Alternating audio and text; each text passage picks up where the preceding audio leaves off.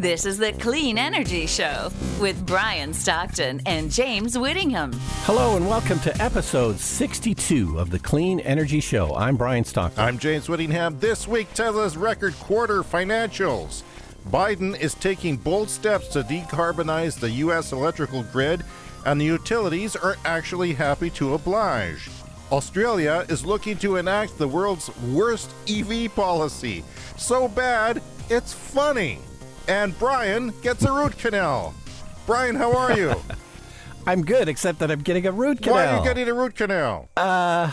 Well, no one's really sure. It's one of those mysterious... Your dentist needs a new deck? What's going on? Yeah, I've had these kind of ongoing tooth problems, and they suspect that a root canal is the best way to deal with it.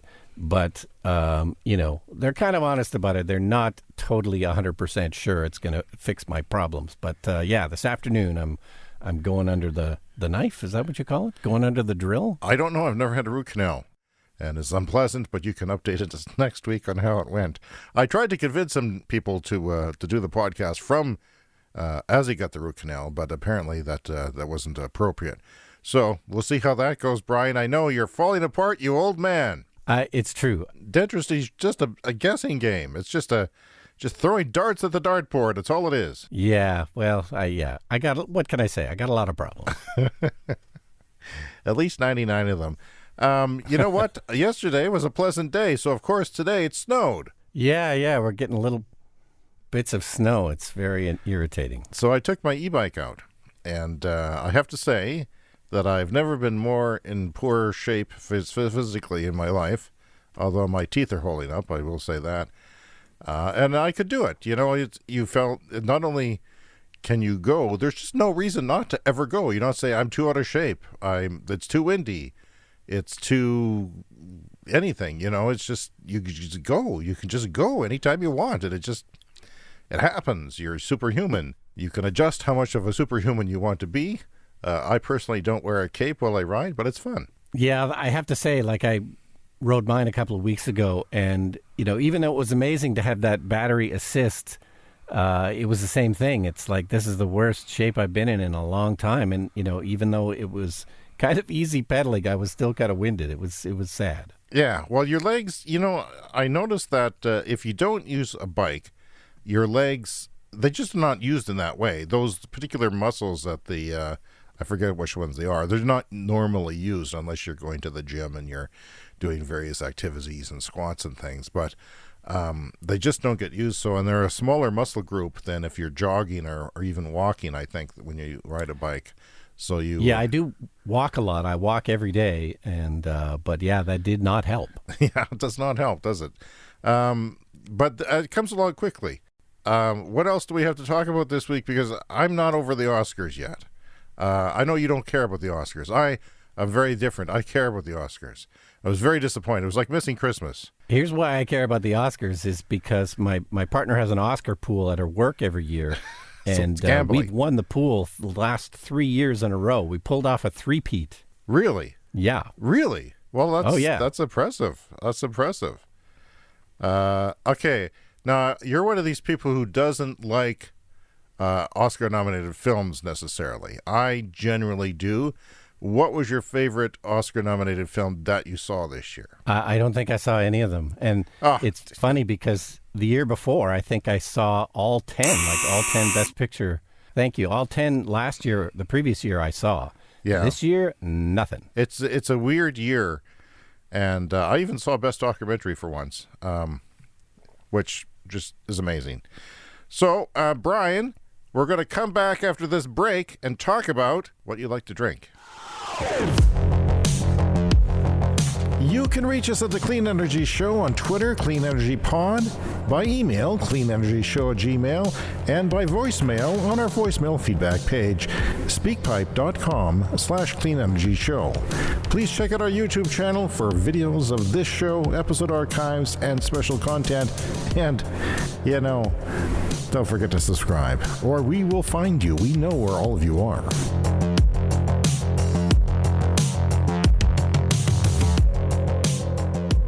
Brian, this bumper reminds me that I put up a video on YouTube. Oh, fantastic. I put up a 1-year review of my electric bike, and I went out and shot it in one take because that's easier to do for my phone.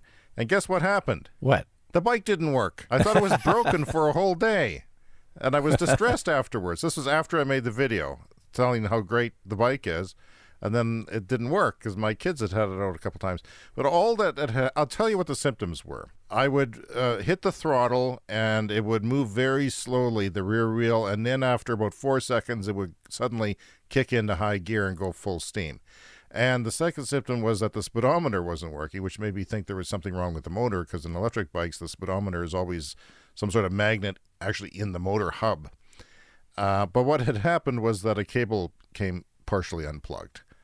Okay. Just from banging it around the shed with 50 other bikes of my kids and getting abused. And all e-bikes have cable plugs on them, so you can unplug various components. So if you want to take your wheel off, you need to unplug it. And that's where that connection just was half in. So it's like an audio problem, you know? It's like something I would have on a podcast, but it was with my bike because they're electric. And now it works great. And I couldn't be happier, but I am thirsty. Yeah, I'm thirsty too. I mean, we're recording this in the morning, but it's still a good time to have a beer from District Brewing, which is our sponsor for the podcast. I guess I'm having two. Why not? Is what the sound effects are telling me. Yeah, they're a sponsor of the show, so we want to give a shout out to District Brewing. They're amazing supporters of clean energy and the Clean Energy Show. And you can order beer from them and get it delivered here in our home province of Saskatchewan in either Regina or Saskatoon. You can go to the District Brewing website or to bruiser.com and order some beer. And if you put the promo code environment in the delivery instructions, apparently you get some kind of a free gift because you're a listener of this podcast. So that's fantastic. It is fantastic, and don't turn us off if you're listening in other parts of the world, as I know you are.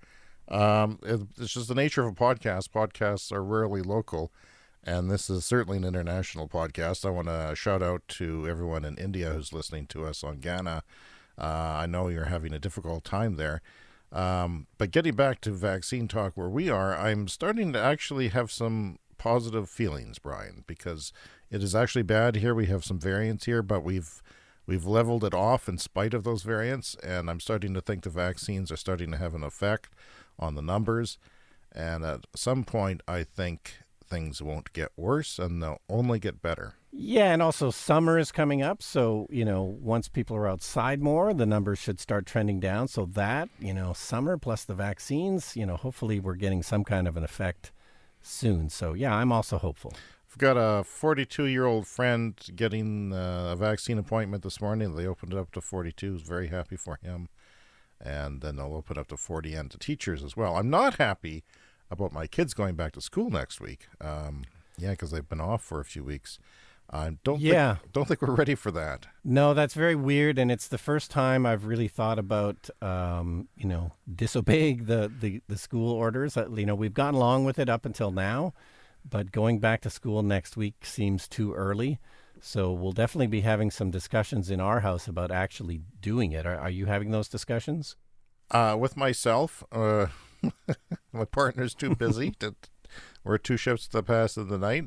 But yeah, no, the thing is, my son in high school, he's got a final exam for calculus, and if they go back to school, then it changes things for him. He does it in class. And he has more time for his other exams, so it's really beneficial. But there's only 8 people in his class, and they're spread out. And his other class, they would go every other day with half a class. That I'm okay with. I'm pretty okay with that. A little less comfortable than I was before, but I'm pretty okay with that. It's my kid who's in elementary school that I'm worried about because it's a packed class. And you got anti-vaxxers running around being janitors and custodians at schools. And I don't know. It's weird. Just a reminder, people, that we will have the EV of the week again this week, and it is going to be the Kia Soul. Because Brian owned a regular Kia Soul, I thought it would be a good one to talk about. And also because it was being taught. Somebody in our local community bought one, and I had a chance to ask him why he liked it. And so we'll have that response for you later in the show. I saw 2 EV commercials during the Oscars, Brian, which you didn't watch. And, I am so pro Oscars that I've been watching it since I've been about 5. I almost turned it off. I had to fight myself to turn it off. And I think I muted it during the speech of the guy from Sweden who actually, it was a long, drawn out. They didn't have a limit on the speeches. Then he started talking about his daughter who passed away during the film. And apparently that was a moment of the Oscars that I missed because I was fighting myself to turn it off. But there was one for Cadillac Lyric EQ, which is their new EV. We talked about that last week. And one for Volkswagen going all in on EVs. So I know what these guys are doing. They're greenwashing. They're saying, hey, our company is advanced. Look at our EV. Well, my son watches soccer and the whole little, the electronic thing that goes along the side of the field with ads. It's nothing but the Nissan Leaf in Europe. It's like Nissan Leaf, the whole game. But they're just saying, hey, we're an advanced company. And I know Nissan isn't an advanced company. It was early, but they dropped the ball. So what do you think about these commercials that we're seeing all the time? Yeah, it makes sense. And I did watch a little bit of the Oscars afterwards just because I was curious and because they shot the Oscars at 24 frames per second. That was the thing I was most interested in. And in widescreen. And in widescreen because I'm a film, frame rate nerd. Normally TV's at 30 frames a second. But, they tried to make it look more like a movie. So I kind of watched a bit of that intro, which I thought was nice. So, I don't know. I mean, my opinion is the show is unwatchable no matter what you do. So I'm not sure why people are complaining about this particular Oscars because it's always unwatchable, But, for you. But for 23 million movie lovers last year tuned in to the Oscars and had a fine time and soaked up all the schmaltz and everything that was offered. Including the music that played people off. Well, one of my favorite memories, and I may have even talked about this on the show, but when I was a young kid, I remember Charlie Chaplin getting his Lifetime Oscar. That's how old I am. Charlie Chaplin was still alive in the early 70s, and I remember as a young kid, like sitting on the floor in front of the TV, and Charlie Chaplin comes out to pick up his Lifetime Oscar, and he was 150 years old, and, it was like some kind of a 10-minute standing ovation. Yeah. Stuff like that really stuck with me. But I just can't do it anymore. My worry is that as a comedy person and as a film person, I'm seeing the world shift and I'm finding myself less relevant every day. Here's the thing. Movies are just not as important as they once were. And it's a sad fact that I've come around to in the last 10 years or so because, movies are my world. I teach film at a university, and like in the 60s and 70s, film at university was the hot ticket. Like this was the thing that was the coolest game in town, was to study film at university in the 60s and 70s. We were the peak. We were the top of the game. It was the most interesting kind of fine arts thing that you could do. And it's just not the case anymore, sadly. My kids are growing up on YouTube and TikTok videos. They're getting a chemical hit in their brain, laughing, being grossed out, astonished. I call them football and groin videos as a reference to the Simpsons Film Festival they had in Springfield, where football and groin video. That was a premonition of what was to come because that was before YouTube and all the social media stuff. But that's where we are right now. And I feel like they're getting their content without stories. Like storytelling isn't a big part of their content. And that it's basic human nature to tell stories. It's how we communicate has always been part of our humanity. And it's missing now. Hey, but you and I as film professionals, I mean, you just can't compete with it. The funny video I saw this morning was hedgehogs. There was like a group of 5 hedgehogs all standing up on their hind legs, pushing each other. We can't compete with that as filmmakers. As long as I live, I will never make a video as interesting as 5 hedgehogs standing on their hind legs, jostling with each other. It was astonishing. It used to be cats, now it's hedgehogs. And now it's time for Pet peeves. Clean energy pet peeves. Well, you know what? Speaking of the World Cup, the FIFA World Cup is being held in Qatar in 2022. And because it's such a ridiculously hot country, they've moved it from the summer to like November, which then interrupts all the other soccer seasons. And my son is aghast at this, and he thinks corruption is to play at the highest levels, which it probably is. But I saw some advertising coming out of the FIFA World Cup from Qatar claiming that it will be the Green World Cup because they're buying 1,100 electric buses to transport fans. And of course, Qatar is filthy rich and was able to buy their way into the World Cup from what? From oil, and only oil. They're able to go and write a check for 1,100 electric buses. Alexa, what is 1,100 times a million? 1,100 times 1 million is 1.1 billion. That's how much they're spending on electric buses to have a green World Cup. Wow. I hate this. I hate greenwashing. I mean, technically, a lot of the car commercials are greenwashing. Brian, what did you want to talk about this week? Because we have something from Australia that has got my goad. Yeah, well, we'll get to that in a second. Just very quickly, the Tesla first quarter financials were out, and it was a record kind of blowout quarter. The stock immediately went down after the good news, which is always a bit weird, but not unexpected. Yeah, we knew this was coming because we knew that they had record deliveries for the first quarter, and now the financials kind of back that up. But it's, people still have some issues with the financials because they're getting a huge amount of money from these regulatory credits. So they got $500 million in regulatory credits. So they earned $500 million by doing nothing.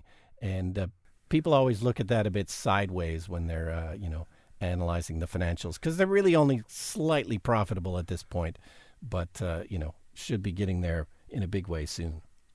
Is that the main thing that you got out of the earnings call?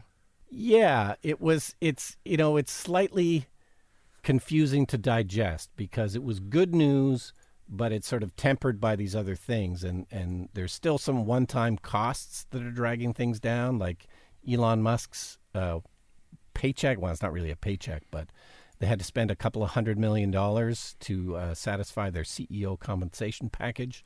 So it was a slightly confusing mix of things that was good news, but, tempered with weird things. Currently, it is at $697 U.S. trading, and it is fairly flat.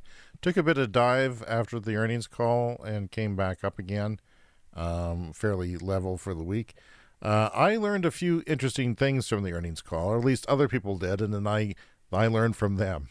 So Tesla has a pilot plan for, as you know, for 4680 cell production. Those are the larger, fatter batteries. And by the way, I got really mad because I saw a stock analyst, a respected one, talking about how they're going to have a hard time keeping those bigger, fatter cells cool. And we watched Battery Day. I actually know how they're going to keep them cool. It's because you're not sending all the electrons from the middle of the battery through the whole thing. You're taking it from each layer that's rolled up because there's those tabs that come up.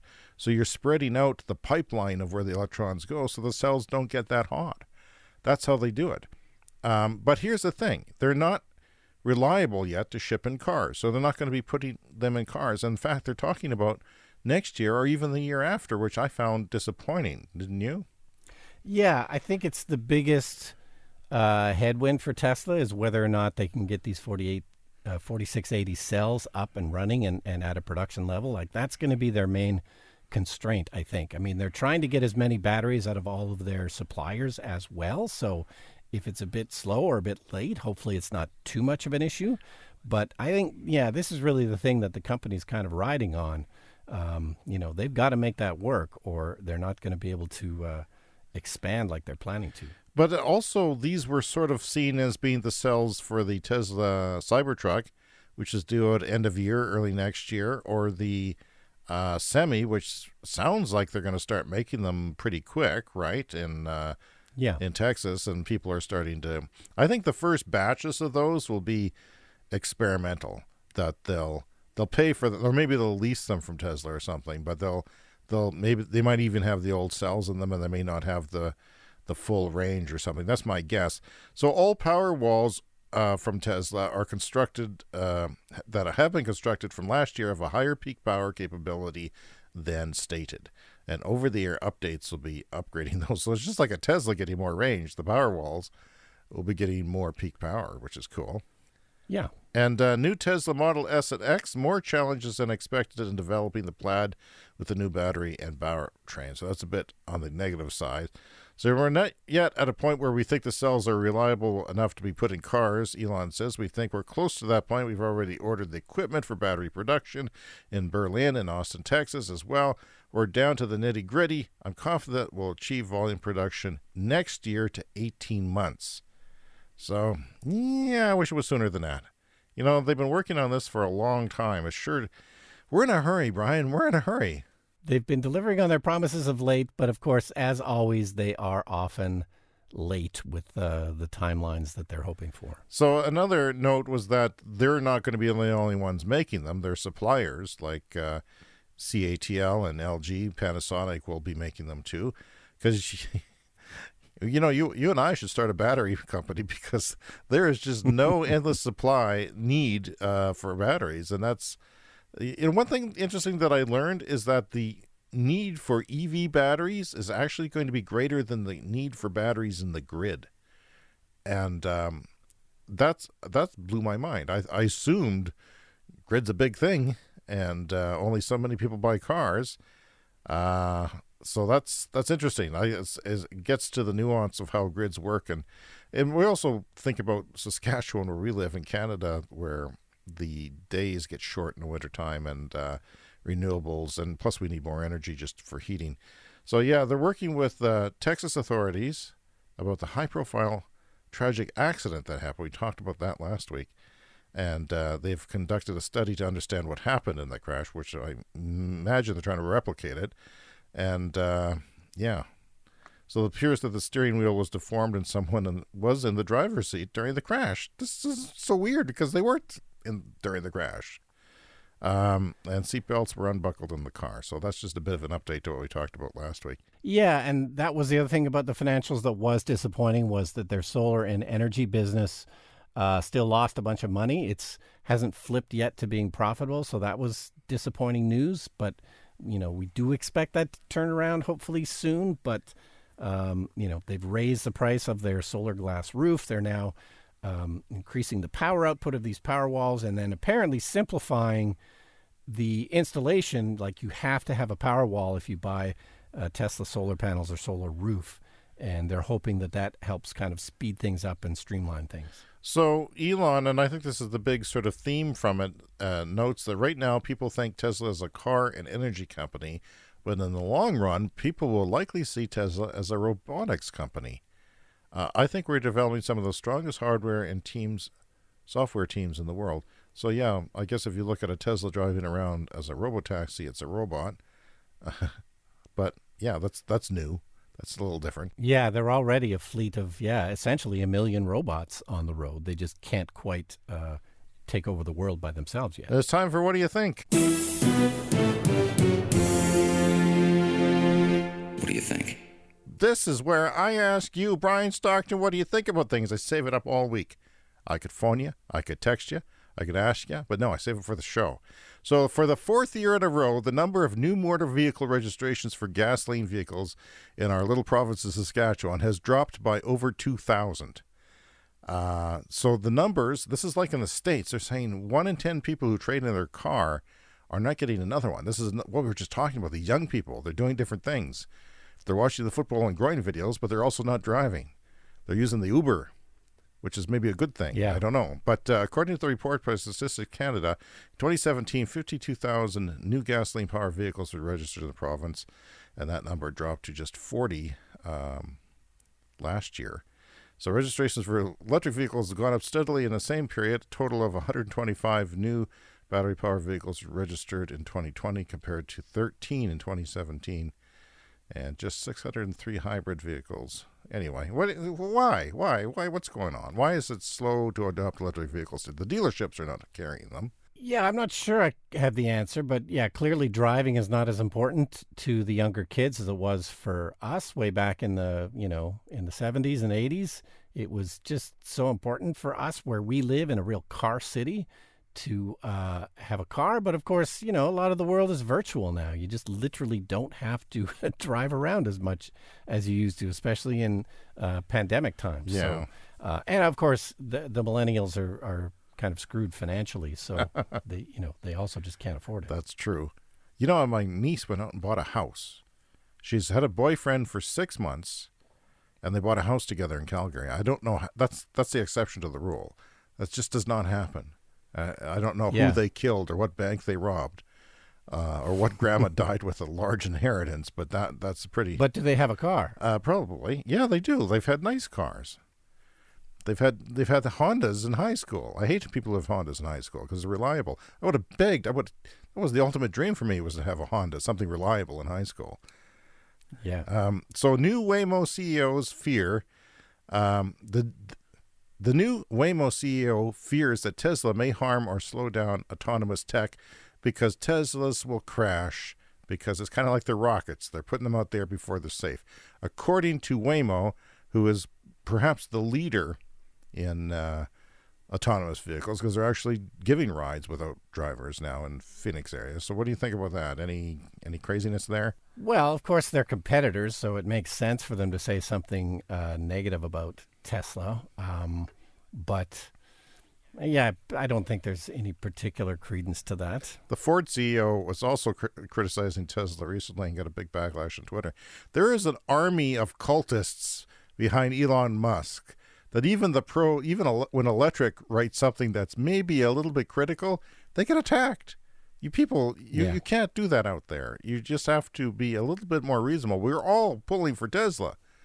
And in Brian's case, he's financially dependent for the next 300 years on Tesla stock doing well. Yeah. Meanwhile, there was a lot of discussion this week about, the Twitter fan base wants Tesla to reinstate their PR department, or, at least some of them do, to counter a lot of this negative stuff, because it's pretty constant negative stories about Tesla. A lot of them are unfounded, but there's no PR department to offer a counterpoint. So if a journalist is writing a story, they have something negative somebody says, and then they go to Tesla for a comment to counteract it, but there's nobody they can talk to because there's no PR department. Okay. So, Tesla is partly to blame for the negative stories, but even if they had a PR department, it would still be an endless stream of negative stories. It's just their destiny, I think, for the next several years. But everyone knows about Tesla. Everyone knows. My son says they're the cool car in high school.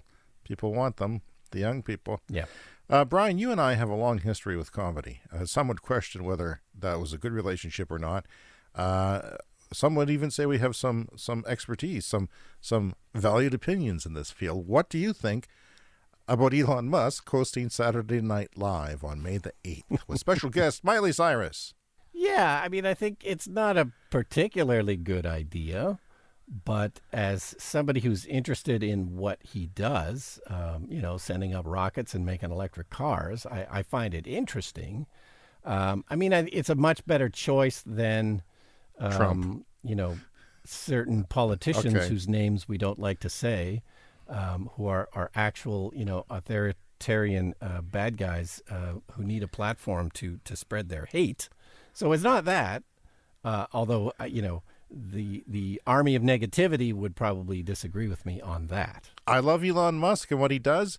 Not the funniest guy in the world.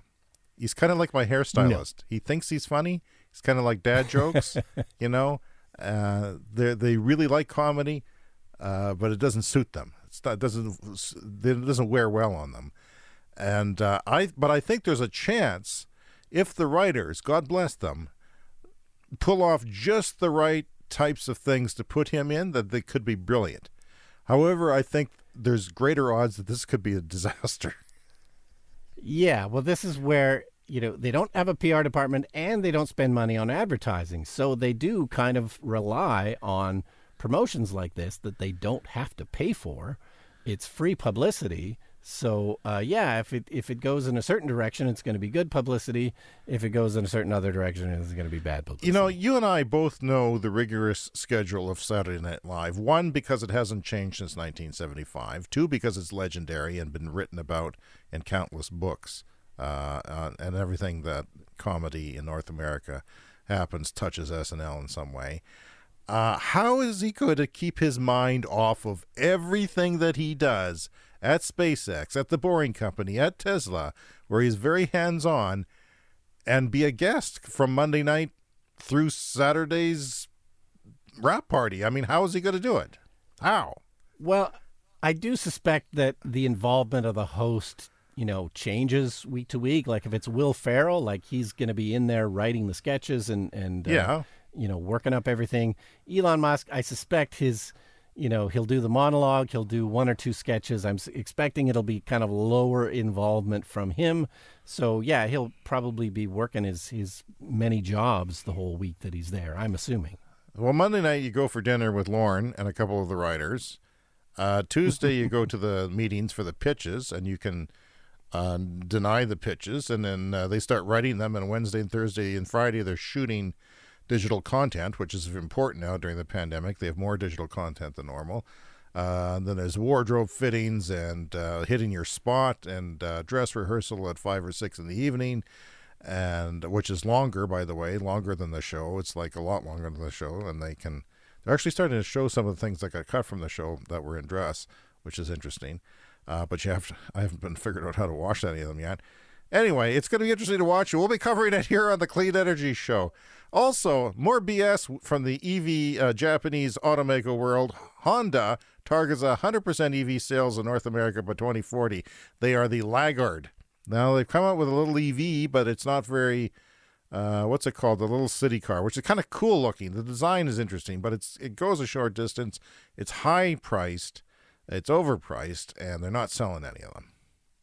But that's what they're talking about. And also, Brian, they're also talking about these EVs not even being normal EVs from batteries. They're talking about hydrogen and stuff like that. So, can you imagine buying a gasoline car in the year 2040? Like, I can't even bring myself to do it now. Crazy. It is absolutely insane. And by the way, 1 year ago today, Tesla released the software version 2020.12.6, where they released traffic light and stop sign control in the U.S.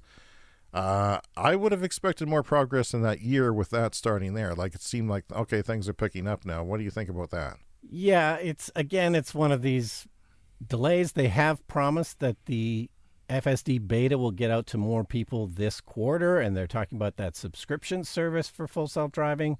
So, yeah, things have been slow, but we should be getting something soon. What do you think? All right, Brian, last week we were talking about a EV tax in our province, our Canadian province, where we only have 400 EVs in our 1 million population and oil country on the Canadian prairies, and they decided they needed to tax them $150 a year. And guess what? Australia is doing something even more evil. Do you want to talk about that? Yeah, well, it's always interesting to find out what's going on in the rest of the world. And it's super interesting because this is being billed as maybe the worst EV policy in the world. But I think that we've usurped them. Like, our policy here in Saskatchewan is currently the worst EV policy in the world, and Australia is trying to take that crown away from us. Do you want to talk about the bit of satire that came out? Because I told everyone on our Twitter feeds to watch it. What did you think about that? Yeah, I thought that was pretty funny. There was a Juice Media, they're called, which is a satirical kind of website in Australia, and they are against having the worst EV policy in the world, so they went ahead and made this pretty funny video. They do apparently honest political commercials. In other words, they take what the policy of the government is and make an honest commercial about it. And I think that's what we have a clip for. Hi, I'm from the Australian Government, here to announce our latest plan to take a once-in-a-lifetime opportunity and flush it down the dunny. You see, the car industry is currently undergoing an epoch-defining revolution from the combustion engine to electric vehicles, EVs. This presents a unique chance to rebuild our manufacturing industry, upskill our workforce, improve our air quality, whilst tackling the climate crisis and advancing human civilization. Of course, on realizing this, we said, nah, let's instead orchestrate a fear campaign about EVs so we can score points off Labor. Remember how we told you their EV policy would end the weekend because EVs can't tow your boat? Well, here's an EV towing a boat. And here's one beating a race car whilst towing another car. Here's one towing a train. And here's another one towing a jetliner. Yeah. There's a PG version I found out there for teachers, so. But the PG version, I thought they would reshoot the PG version. It's just, it's bleeping.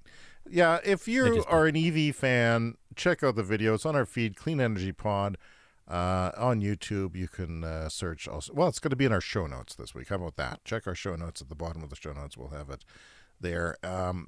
Brian, satire, speaking of comedy, there's nothing, the Daily Show and all that, nothing speaks more truth to power than tearing them apart with satire. So this was very effective for me. Yeah, I thought it was great. And it also brings up like tons of valid points. Like it's funny, but it's also an actual argument. Mm-hmm. And it brings up a thing that I have always been kind of wondering about, again, based on where we live with not much of an EV policy. Like the electric vehicles that are coming to Canada are not coming particularly to our province. They're coming to the provinces that have EV incentives, and that sort of makes sense. But I like the way they put it in this video that Australia is going to become a dumping ground for the most polluting vehicles, and that's exactly what's going to happen. Yeah. There's going to be several years where EVs are being produced alongside gas vehicles, and they're going to go to the progressive, forward-thinking countries are going to get the non-polluting vehicles, and everybody who's a laggard is going to get the polluting vehicles. It's horrifying. There we have a brand new notion, never discussed before on a clean energy podcast that I've heard. The fact that there are going to be places in the world where the makers are going to dump their combustion vehicles because they won't be able to sell them in North America. They won't be able to sell them in Europe in 2040, or in North America probably by 2040, and some jurisdictions earlier than that, 2030, 2035, some states. And yeah, where are they going to put them? Australia. You'll take them. Of course, it's the wrong. What side of the road do they drive? That could be an issue, but they'll get all the right-hand vehicles. I think they're the right-hand because they follow Britain, don't they? If anyone in Australia is listening, and usually there are, send me an angry email. I love angry emails, as you know. And before we get to the EV of the week, I'd like to read some brief feedback. Jason Cruikshank on Twitter said that rooftop solar is more expensive, will likely want some of it. This is a response to me. I've been swayed by the argument that if we want to change the world and fix the carbon pollution, we need to put all of our government money into decarbonizing the grid, and rooftop solar on residential is the most expensive way to do that if you're going to subsidize it. And one of the reasons I think you and I bought solar panels is because there was no solar in Saskatchewan, and there still isn't. I mean, they're working on it, but at least not on our electrical grid, there's not. And yeah, so we took advantage of that. Good for us. But, those programs are expensive per kilowatt, per unit of energy. So that's my thinking. It's controversial. I mean, I think you should allow rooftop solar, and in the future it'll be cheaper, and you'll be able to buy a fairly cheap battery for battery backups and stuff like that. I think that, my real estate buddy emailed me the other day and said, the Fed's coming out with anything. I'm building a third house from the ground up for renting. So he's got an upstairs and a downstairs, and it's made for renting. And these are his revenue houses, and they're nice houses in nice neighborhoods. And I told him last time to put solar on, he didn't go for it when he had the chance. And now he's building the third house. Yeah. And there's no solar really to help him out there because he actually pays for the electricity bill, and that would make sense if you worked it out on a napkin. But what I do think is we move to peak pricing to hourly pricing with smart meters here, that at some point a battery is going to be cheap and it's going to pay for itself. You'll be able to work that out and say, charge up at night at 3 cents and deploy that battery when it's 50 cents during peak times, and you'll pay for itself. Yeah, if I was putting solar on my roof now under the new system that they have, which only pays you half the retail rate, I would spend the extra money and get a battery so that the excess goes into the battery, right, and not into the grid to get the terrible rate that they're going to pay me. So, yeah, I think it'll take a few years for the batteries to get down. They are constantly coming down, and they make so much sense for things like that. Plus, if you can use them for a power outage or a power cut, as they say in the UK. I'm trying to get the, like people some won't understand our North American talk here. Anyway, it's time for the EV of the week. EV of the week. The Kia Soul EV is a popular EV because the Kia Soul is a popular car. You owned a Kia Soul, Brian Stockton. Correct me if I'm wrong. I still own it. That's our other car. We have the Tesla, and we have a gasoline-powered Kia Soul. So the manufacturer's price in Canada is $43,000, and it's $37,000 in the United States in U.S. dollars. The range is 276 kilometers or 172 miles. Up to, that's the low version, up to now they have this most recent year, they have up to 452 kilometers, which is good, and 283 miles, right? That's your car is 400 and change now, going up as with every software update, it seems, but that's pretty darn good for a car that used to have really low kilometers and was kind of, not great. Yeah, no, the Kia Soul, I do think it's a really good EV. The older models were very low range, and now the current model is, there's two versions, a kind of mid-range and then a longer range.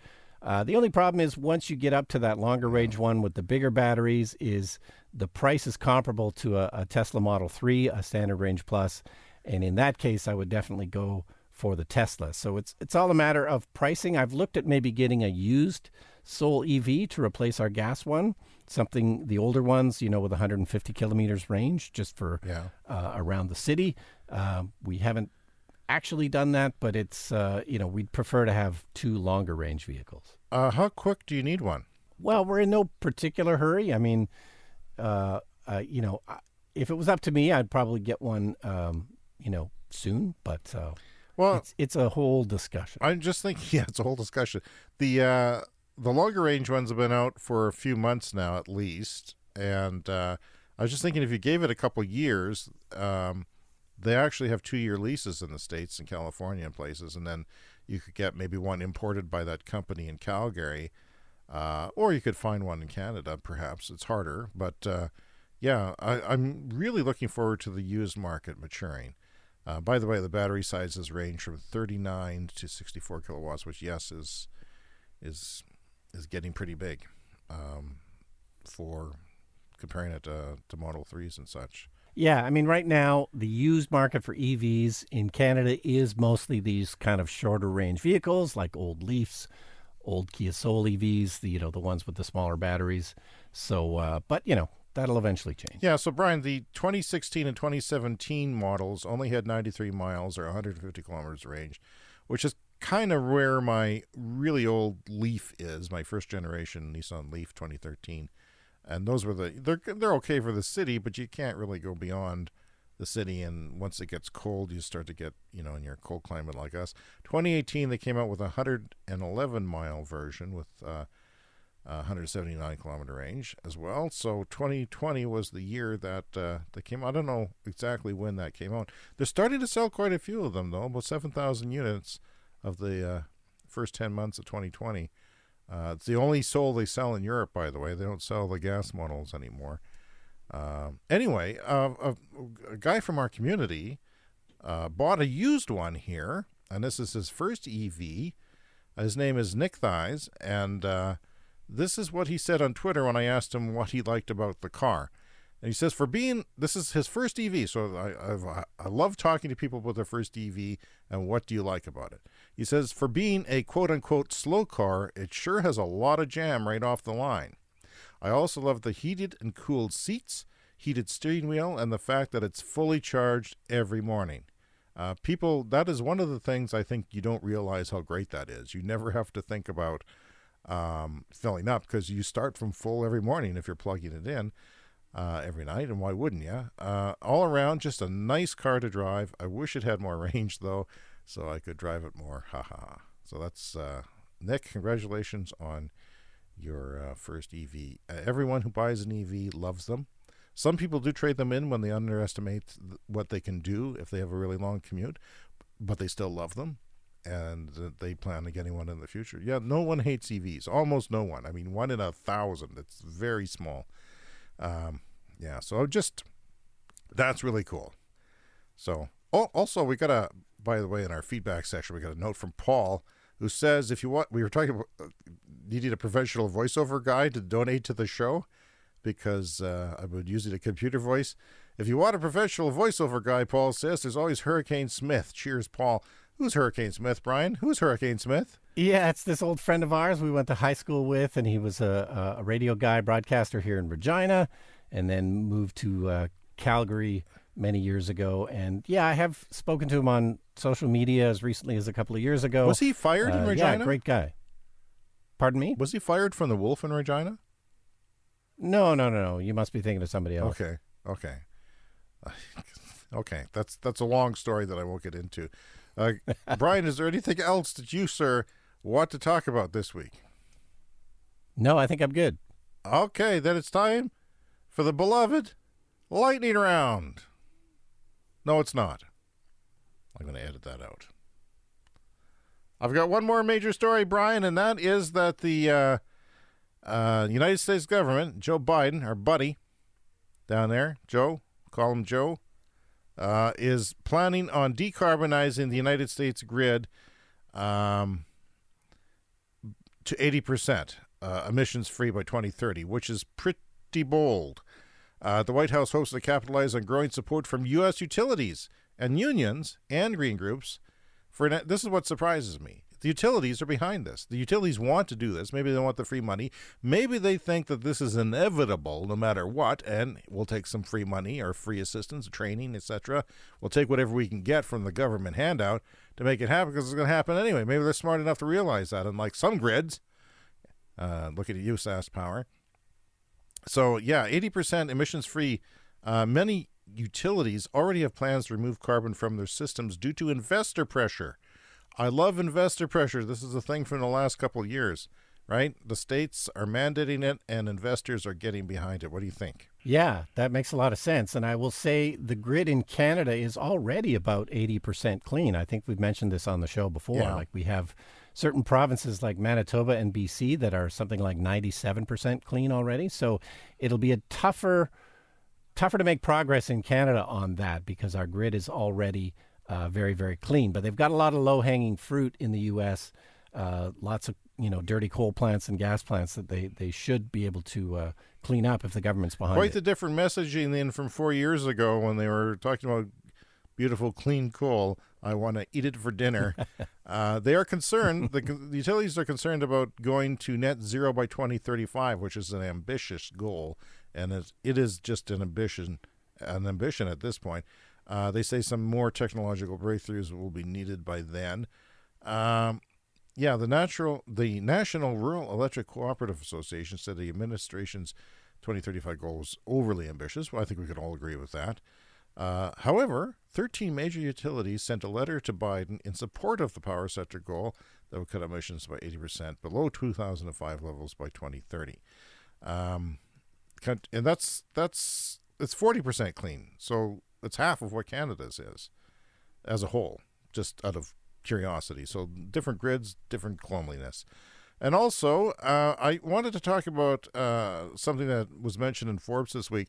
They said a new report from Carbon Tracker, renewables could kill off fossil fuel electric by 2035. Solar and wind could meet demand of the world 100 times over. And that's interesting, because when I read that the world's energy needs could be powered by solar, but they said they would take up 0.3 of the world's land mass. And I thought, that's kind of a lot. The world's a big place. That's a lot of solar, and that's a lot of land. But here's the thing that blew my pants off. Not my socks, my pants. Everything below the waist blown off. It was actually less than the land currently used by fossil fuel operations currently. Brian Stockton, I'm not convinced we need nuclear to meet our goals. I'm just not convinced. Well, you don't have to convince me. You have to convince our governments, I think. A small amount of area, percent-wise, plus some batteries is all we need to power the whole Earth. You could generate more energy with solar panels than a nuclear power plant on the same area, says Elon Musk. Roughly 200 megawatts per square kilometer. I'm assuming they're talking about the area, the buffer zone around the nuclear plant, because you have to have a bit of a zone there. Because, we won't talk about that, but not the actual plant. Yeah, itself. I was slightly confused by that because that seemed not really possible. But sure, nuclear plant is more than just the plant. It's a whole, huge But area. talking about space, what's really amazing, says Elon, is that you can store all the energy needed to power a continent overnight with 1 square kilometer of stacked Tesla Megapacks. Tesla Megapacks are the form factor of a shipping container at the back of a pickup truck, full of batteries, modular, put them together. Apparently, if you stack them up, I don't know how high it would be. Assumably, it wouldn't be brushing against the moon, I'm hoping, but and high enough not to fall over and kill us all. But you could stack them up. 1 square kilometer stacked up. So I'm just not convinced about the whole nuclear thing that our Canadian government is pushing on. So, it's just, all the energy from solar alone, they said. Solar and some batteries. And that's what we've kept hearing from Tony Sipa, who retweeted a tweet of mine. Got like 7,000 impressions and counting. Nice. Well, it's so nice when you're the guy you admire so much that does that, and all his followers chime in. And if you're new to listening to the show because of that tweet, welcome. And I saw that chart about solar footprint, and it was sort of showing how much percentage area you would need of each country or region of solar to create enough. And, the only countries that have a slight issue is maybe like Japan, because it's such a small country. They have a fairly large population. So in Japan, it would take an actual sizable percentage of the landmass to power with solar. But most countries, not an issue at all. We are entering a new epoch comparable to the Industrial Revolution, says Carbon Tracker. And that's how we're going to end the regular section of our show and start the lightning round. The Clean Energy Show Lightning Round. Brian, this is where we clean up the headlines that have left out of the detail. We're going to go through them quickly because we've gone long this week. There's always so much to talk about on the Clean Energy Show. It's never a dull week. I look forward to a week where we have nothing to talk about except your root canal, in which case we can probably elaborate for a 2-hour show. Toyota acquires Lyft self-driving unit for more than $500 million. I don't know what's going on there. Do you have any comments on that move? Yeah, only that seemed strange to me. Is that like a desperation move from Toyota to get into the game? Whether that's a good use of their money, I have no idea. Volkswagen ID4 GTX, that's a sporty version of their crossover that we featured last week, will be an all-wheel drive ID4. I'm going to move on from there.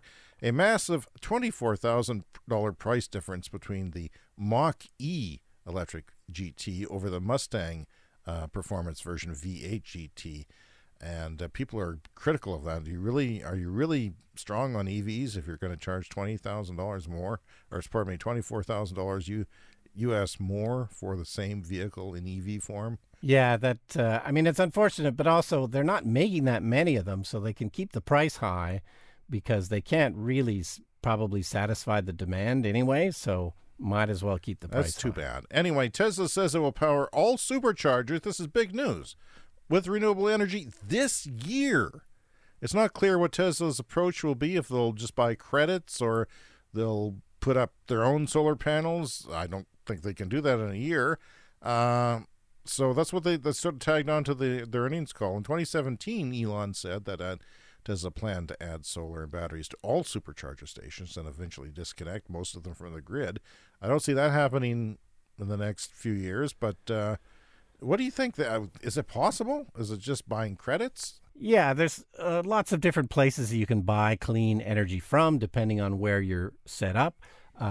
Yeah, I don't think they're planning to disconnect from the grid anymore in terms of the stations, because Tesla's plan really is integrated with the grid. They really want to be their own utility. They'll basically be a distributed utility once they get enough batteries out there, both in homes and then, possibly at their supercharger stations. So yeah, I think they've changed track on that. They don't want to be detached from the grid. But yeah, you can, buy clean energy from various sources in various places. So presumably that's what Aren't they're you a doing. little disappointed though that it's taking so long? Like they've made solar panels themselves for years, not the special rooftop ones that look like roof shingles, but they've been making solar panels for years with their other company that they bought. Shouldn't they have done this earlier, made their own solar installations for their chargers? Yeah, it's true. The solar side has been slow, and that's disappointing. But, it's still pedal to the metal. I mean, the company's growing as fast as they possibly And we're can. here to cover it. Elon Musk says, expect Tesla, the Model Y, that is the larger version of the Model 3, there's a crossover version, to be the best-selling car, SUV, or truck in 2022 or 2023. Do you think that's going to happen? I do.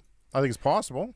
Yeah, I think it's totally possible once they get, their Berlin plant running and the Texas plant running. That figure is around, it's either 1.2 or 1.5 million. That's the best-selling vehicle right now, which is the Toyota Corolla. So, yeah, they expect to be selling like probably around a 1.5 million Model Ys within, say 2 years from now. Do you think they need a price cut in order to achieve a goal like that? Because they're pretty pricey. Yeah, I suspect they'll have a decent standard range version out by then. So not so much a price cut, but, a model on the slightly lower end probably. By the way, the Ford Mach-E GT is available to order starting April 28th. If you're itching to do that, listening to the podcast and say, I want one of those. And if you're that rich, send us money here at the Clean Energy Show.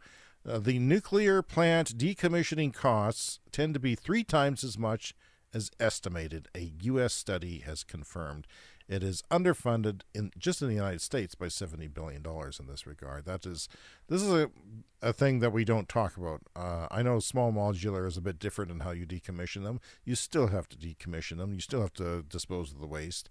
You still have to haul that module away somewhere. I'm not convinced that we always see the full levelized cost of electricity coming forward when they tell us this is cheaper than that. No, just like we don't often hear about the cost of decommissioning oil wells. Mm-hmm. It's just always one of these afterthoughts. I know that came up last week or the week before. It's super expensive to, tidy up when you're done with your oil well, and quite often it's government that ends up paying for and it. a lot of times the little companies that started those oil wells went out of business, happening more and more. It's the bigger companies that are still around. And this ties into it. Greta Thunberg offered President Biden some advice on a way to reposition the U.S. as an international climate leader, and that is end all subsidies to the dirty energy sector. Why call it the fossil fuel sector?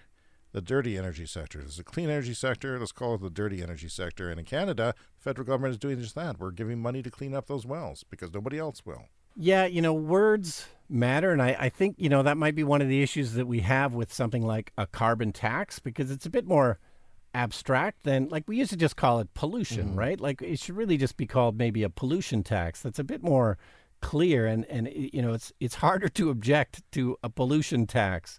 A carbon tax, it's a bit more ephemeral. It's carbon emission. You can't really see it. So the words surrounding all this stuff matters. Yeah, there was a negative report out saying that battery factories there's just not enough of them to support EV's global rise past ICE vehicles in the 2030s. I don't believe that. Okay, so the report's conclusion is 2 predictions that electric cars are poised to overtake sales of internal combustion vehicles by 2036, and that 80 battery factories will be in operation globally by that time. And that's not enough.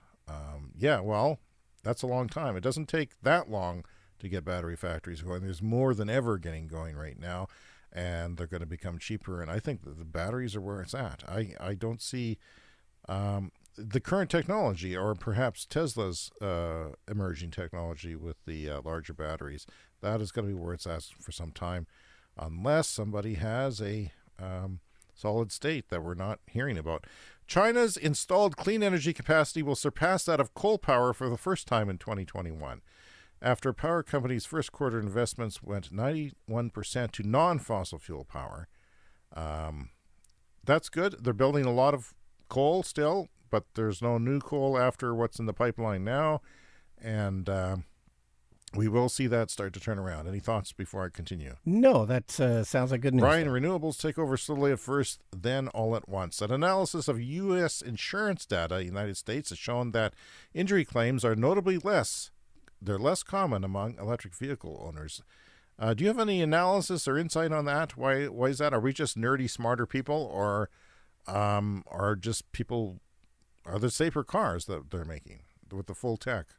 They're typically safer cars. Yeah, I'm assuming that's the reason. Bicycle shortage could be worse in 2020 than 2020 as the interest in cycling surges.